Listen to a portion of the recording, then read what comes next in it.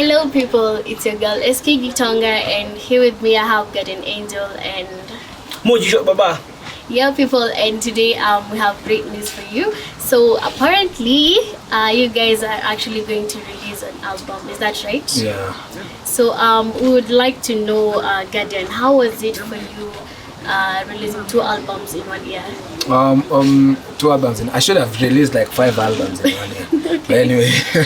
Actually, I think you have. Only let me just hit the album. But yeah, but of course, for me, it's been an experience because through this time nimekuwa nikiimba sijaitoa album. So this year I think was my first time releasing an album, and being able to do actually 2 of them is a challenge for me. Kumbe ni kitu nilikuwa naogopanga ku try kudo. Kumbe nimeona ni kitu inawezekana. So at least nimeji-challenge next year naweza piga hata kama ni hizo 5. Zingine 5. Cause nimerealize nili release Thanks for Coming around April, like 2 months ago. Then after Thanks for Coming, 1 month later nilikuwa na a whole other album ready, 10 songs. So that means in 2 months I can be able to make 2 albums. So in 12 months I can actually do 5 albums. Wow. Yeah, that's actually amazing. So how was it for you 2 guys working together, working with someone new, you know, in an album? Yeah, in an album. Hey. But the only new person I've worked with in the album is I think Solomon Mkubwa. That was the first time for me working with him. Alright. But for MOJI, you have worked. Okay. So where is Solomon? Mbona hajakuja? Kwa sababu hayuko kwa hii song. Tunado leo video shoot. Okay. But of course we'll have him in the album launch. Alright. Yeah. So me and the people out there would like to know what to expect from this album. Coming from Thanks for Coming, what Guardian did, that other album, the first album that he released this year. So for me, I'm expecting good things because that album already really blow away. Nilikuwa na favorites kama Wanda Rwanda, Pressure za Social Media, na zinginezo hapo hivyo ndani. I think those are the 2 memorable tracks. Sana Rwanda. Yeah. So this other one, especially nataka kusikia ngoma yake na Solomon Mkubwa sana because what ni very vocal guys and stuff like that. So I'm looking forward to Victory, the album. Yeah. So apparently Victory is the name of the album, and Victory is a song that I did with MOJI. By the time unajua mimi na MOJI si kwa vibe one time, yani atu struggling ku build a song. This is our 3rd hit song. Yes, this is our 3rd big song, you know, that I've worked on with MOJI. Imekuwa inakuanga rahisi kwetu, bora tuko studio, hiyo guarantee tuko na song. Okay. Guarantee. Yeah, it's a guarantee. So by the time we're finishing recording Victory, we decided that will be the name of the album because it's basically just talking about how we've been able to win through the tough season. Tumeweza ku come out victorious, and how we win even, and how we're going to win even more. Else. Yeah. Okay. So that's amazing. MOJI talked about having a favorite song. So do you have a favorite song in your album?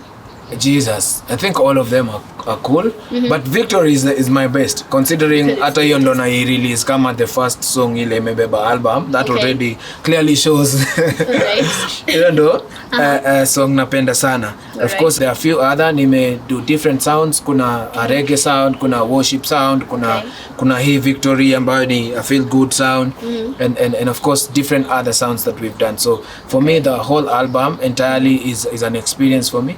And also the reason why all the different songs are my favorite is because you know there are different genres and different sounds. I want to ask about the process of writing from you both, and I'll start with the MOJI. Like I want to know your writing process. Do you like write the lyrics first and then you look for the tune, or you get the tune first? It's different, yeah. Like when we came to the studio, we've worked with Guardian a couple of times, so I'll use our experience together as an example. So like this particular song tuko kwa studio, na hii kama hajawahi niangusha, which is the other track we did, ilianza clean slate, that no idea was started before. So like tufanyaje, So me like the garden me scary word guarantee. Okay. Like it's a guarantee that we're gonna win. It's a guarantee whatever. That idea came in. And then so from there G-Man akakuja na tune. And then from there the song came. So sometimes it's a word, sometimes it's a tune, sometimes it's even a feeling. Correct. Sometimes it's an instrumental. Melody, sometimes it could be anything. You could be an instrumental, you get the melody. It could start from a word or something which kwa word useme mimi nataka kuandika word kuhusu gazebo and then whatever and then nataka kuandika ngoma kuhusu shades. So it's completely different depending on what different circumstances depending on where you are. You could be somewhere and you decide this whole experience lazima niandike wimbo kuhusu hiki kitu. So and then sasa uanze kutafuta tune, uanze kutafuta words, uanze kutafuta whatever. So it's different. Okay, that's amazing. Is it the same for you, Gideon? I would say it's the same because you know if you listen to even our writing with MOJI, something very close. The only difference between my tracks and him is our voices, which are different voices.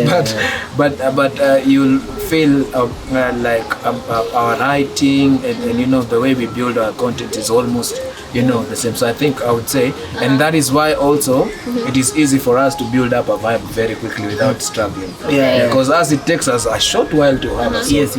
So I'd like to know, MOJI, tell me about your support system. What makes you write songs? What inspires you? What keeps you going? I think it's life, and for me, I think being as a Christian, being part of a church, recently married, my wife, my family, just everything around me. But sana just church and family and my friends. So those are the guys that inspire me. Inspiration really comes from God, and then He can use any of those people to bring that inspiration or whatever. But it stems from God, the Word of God, the fellowship, because God commands us to fellowship, to go to church and do fellowship, or however you fellowship as a person, and then from all that, that's how I get my support. That's how I get my inspiration. Okay, how about you, Gideon? For me, I'd say it's a lot about the Word of God, and also from my experiences in life and also the things I see other people going through. I just feel like I want to speak about something that I've seen happening, something that I've experienced. Sure. So it's basically my surrounding, where things that happen in my surrounding and the people that I have around me.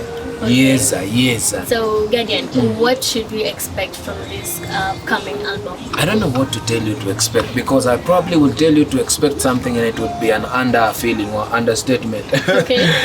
And so you just stay tuned, and whatever you'll feel after listening to the album will be the feeling. Alright. but I believe it's amazing. What I will speak about now is just being grateful to God, even for enabling me to get to where I am, and even for MOJI to wanna come through, especially in a season like now when everyone is fighting for their space in the industry. You understand, it's hard to find someone wanting to even come through and support you on a project. So just grateful that God has enabled us to be able to put out a beautiful project, and greater things are even coming ahead. Okay, so I would also like to know about what do you think about Kenyans' reception of this genre of music? How do they take it? Is it growing? We're not struggling anymore. Okay. People struggled on our behalf. So by the time we came into the industry, it had already been accepted. Okay. So guys already understand us, and we have built fan pages already. Okay. There are people who have accepted our music, and they're always looking forward to our music. So I would say it has already good space to learn. It has good grounds to learn already. So we're not struggling with trying to make people understand our genres and our music. So MOJI, would you say the same thing? Do you feel like you're growing, like you really have reached a point where you don't need to struggle anymore and things are just flowing like they should? Well, I think every other time there's as Guardian has said, there are struggles that have already been fought. Like people knowing that there's gospel music and that people like us can dress how we dress and whatever. There are people who already fought for certain things. But we always want to take it to the next level, which is like take it to the next level. So I can say you can never reach to a point. If you reach that point where there's no struggle, hakuna kitu unapigania na lazima unafaa uache. But sasa what we are fighting for, so like maybe to take this music international, or to be able to raise the standard, or to be able to do just to be able to be counted in this generation of artists. Semekane, okay, these guys came na waliweza kushikilia, if not take it to the next level, waliweza kushikilia mpaka when the next people come, because the gospel is really not for our benefit at tu sana, you know, we want to make money or whatever out of it. Though we want tunataka kuishi poa, but tunataka pia tukishikilia isemekane at this point mimi na Guardian ama mimi kama Moji ama Guardian peke yake was able to make an impact, was able to hold forth until the next generation of guys came and said, okay, sawa, so kutuangusha, walikama wakatengeneza na wakashikilia, wakatuwekea nafasi, just as those other guys fought for. Sure. Also speaking about, you know, us being able to even take it international, the song that we've done, you'll notice that the dominating language is English in the song, just so that we are able to even widen our audience, so that people from different accommodate more people to be able to understand our message. I would like to find out, like, apart from the music career, I want to hear this from the both of you. What else would you be doing if not singing? Moji ngekona nini kama wewe. That was my thing. Okay. That's what I studied in school. Wow. TV video production, bro. Bro, niko na diploma kachumana na inua.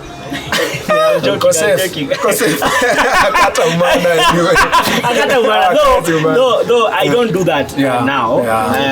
Mainly I do music. Maybe other things might involve myself here, but the main thing is actually just music. Okay. Hey, what would I be doing? Maybe I'd be an athlete or a footballer. I'm a farmer. Hey, farmer. Every farmer. I think farmer tunakuona ningekuwa farm, I think. Angekuwa makimbiza Kenchi kama hizo. Mbaya sana. Kenchi kwangekuwa na mimi unyo. But now good thing is that you know they are both coupled up. A lot of music and a lot of, you know, other things on the phone. Okay. Yes. So that's a great thing.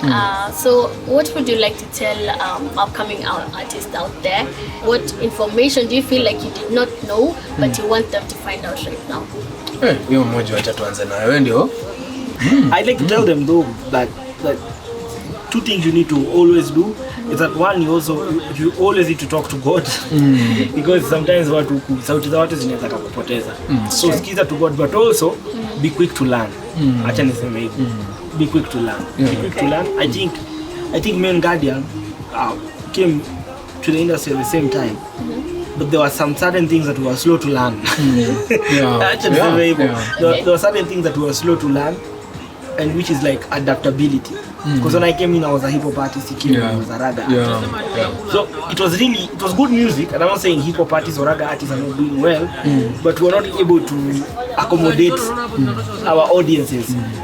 Kulingana na what we wanted to achieve. Because mimi sikuwataka tu kuwa big hip hop artist. I wanted to do music that would impact everybody. So I think with time I was able to accommodate rap, hizi vitu zote ndani. Guardian was able to make his own sound also that mtu wa kawaida anaweza sikiza, yet mtu anasikiza raga anaweza sema jamani mkali and stuff like that. So if you are always listening to God, and listening to God means lazima ukwe unaenda church, lazima uko unafanya hizo vitu zote tu. Quick to learn, quick to learn, ukiwa na watu quick to learn and also ready to learn. Two things. If you're with that, because it's ever changing. When we started, social media wasn't big. It wasn't big. It wasn't like whatever. It wasn't like now. Now social media is crazy. Now if you're not quick to learn, kuna watu wamebakia zile za kitambo. Hawajui watafanyaje, hawajui kitu wasong watafanyaje. And then unakaa hivi tena sijui hata kuna TikTok. Yaani vitu zina change every other time. So you must be quick to learn. Yaani uko chap and to adjust. Alright. So Gideon, what do you think? But for me, I would want to advise, because most of the people who even approach us, they approach us from the perspective or the dimension of, you know, Maze, I just need you to hold my hand because I want to be like you. You know, already that's a very wrong motive for you to want to go or do something.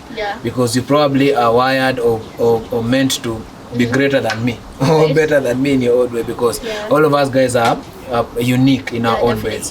So as much as you would be inspired by someone, work so that you can become a better version of yourself. You understand? So I think that's what I would want to advise, and also just to tell people there's nothing like someone holding your hand to make you like them. you have to work your way to the person that you want to be. Yeah. Us guys have worked. Us guys have been here Bana, for almost 10 years now. You know, we've been here working very hard for us to get to the place where we are. Yeah. I'm not saying you can, there's no way I'm not saying you cannot take a shorter time to make it. But what I'm saying, even if you took a shorter time to make it into the industry, you will still have to pay for it later. You'll still have to work for it. Okay. So that means you will come in, you'll hit, you'll blow up, you'll be a big person, then you will go back to work for the sport. You understand? Yeah. An example of people who've been able to come into the industry and become very great and everyone is shouting about them, we can count several number of guys who've been there. But if you start looking for them now again, you can't see them. Because they blew up because someone was eating some type of food, and they become the in thing in the country. Then 2 minutes, no one wants to talk about you. You have to go back again and start working. So what I'm saying is, respect the process. Yeah, we have to go through, the process, and and accept that seasons will come. It's my season now. It will be your season next time. It will be someone else's season. So it's for you to just be able to understand seasons, that it's time for me to now work on the farm and be able to prepare it, know that it's time for me to plant, know that it's time for me to water the plant, and know that it's time for me to now take care of the plant until it grows and there's time to reap. You understand what you sowed? Yeah, so just understanding the seasons. Yeah, now that you actually talked about working, I'm curious. Kuna watu kupigia simu and they're like, hello Guardian, mimi wimba kama wewe, unaweza ni support, unaweza nipeleka studio. Uliza Moji. Uliza Moji. Hey, wako. Musema if first of all you can have your confidence to call him say that's a good thing. Yeah. Unajiamini. Yeah. But also I think guys should also know that sometimes expectations, right? Should manage your expectations sometimes. Because sometimes if you go into certain places venye tukali anasema kuna process. Hata sasa ukisema you wanna play soccer, ukienda into if you go to like a football team, there's a process. There's a process of learning how to do things and stuff like that. Because imagine umesema leo nataka kuja kucheza ball, uende maniwa akwambia sawa ingia. Ingia. You gonna get na Ronaldo kuna nini hapo uko Champions League. You'll fumble, right? You will mess it up, and then now itakuwa like now you start blaming yourself and stuff like that. So and also hata utafikaje kuingia hivyo kiwanja, lazima upitie academy, upitie tizi, you learn the ropes, know, so that you don't mess yourself up. So I think guys need to first of all acknowledge that there's a process. Before you get where you want to be, there's a process. Then respect it. Respect the process. You're like, okay, so I might be here today, or tomorrow I'll be there. I might be here today, I might be here today, I might be here today. Even when you call me or call Guardian, sometimes maybe you might not get the response that you desire. It's because there's a process. And then the other thing is that sometimes even we have our lives. Sometimes you might call me shughuli ingine and stuff like that, and I'm I have ubaya and stuff like that, and those are the kind of things that happen. So for me, I have respect for everybody trying to make it. I have respect for everybody trying to come up, but again, there is a process. You need to respect it, and you need to acknowledge it, and then when you start there, for sure, you can do step by step, back of it. So thank you guys for watching. Make sure that you do follow up for this album. It is lit, and I'm saying this because I have seen it, I have heard it, guys. So thank you for coming. Asante. Thank you for coming. Bye bye.